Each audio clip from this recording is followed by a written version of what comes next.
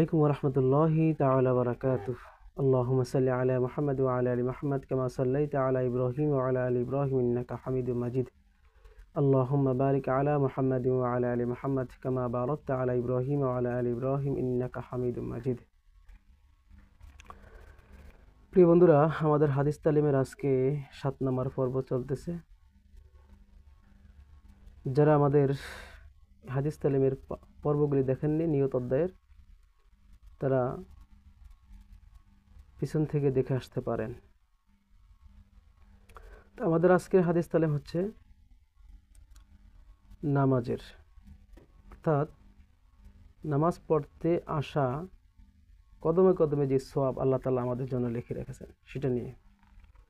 আবু হুরায়রা রাদিয়াল্লাহু তাআলা আনহু থেকে বর্ণিত, তিনি বলেন, রাসূল সাল্লাল্লাহু আলাইহি সাল্লাম বলেছেন, কোনো ব্যক্তি মসজিদে জামাতের সাথে নামাজ আদায় করলে তা তার জন্য বাড়িতে বা বাজারে একাকী নামাজ আদায় করার চেয়ে 20 গুণ অধিক মর্যাদাপূর্ণ। কারণ কোনো লোক যখন নামাজের জন্য উজু করে এবং ভালোভাবে উজু করে মসজিদে আসে, উদ্দেশ্য শুধু নামাজ পড়ার জন্য, নামাজ আদায় করার জন্য, সুতরাং এই উদ্দেশ্য যখন সে ঘর থেকে এক কদম সে আগাবে, তার একটি কদমের বিনিময়ে একটি করে নেক তার আমলনামে বৃদ্ধি পাবে এবং একটি করে গুনাহ তার আমলনামা থেকে ঝরে যাবে। শুধু তাই নয়, এই ব্যাপারটা যে কদমে কদমে একটি করে সওয়াব বৃদ্ধি পাবে, একটি করে গুনাহ মাফ হবে, এটা মসজিদে ঢোকার আগ পর্যন্ত অব্যাহত থাকবে।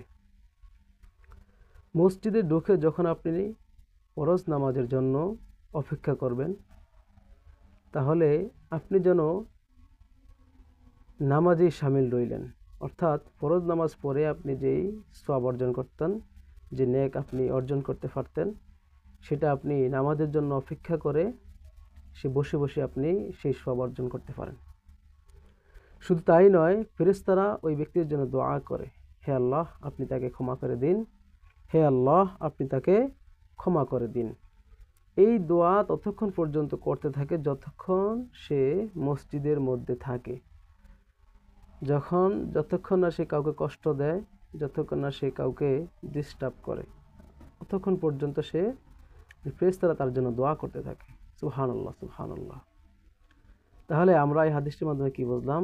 যে আমরা যদি বাড়ি থেকে সহি নিয়ত পড়বে, যেহেতু সহি নিয়তে উদ্দেশ্য শুধু একটাই, মসজিদে এসে নামাজ পড়ার, এই উদ্দেশ্য নিয়ে যদি আপনি মসজিদে আসতে পারেন, তাহলে আপনার প্রত্যেকটি কদমে কদমে একটি করে সওয়াব বৃদ্ধি পাবে, একটি করে গুনাহ আপনার আমলনামা থেকে ঝরে যাবে।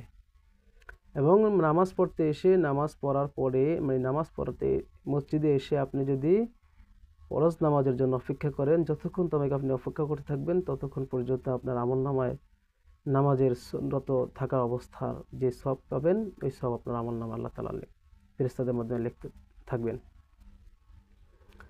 এবং ফেরেশতারা আপনার জন্য দোয়া করবে যে আল্লাহ আপনি তাকে মাফ করে দিন।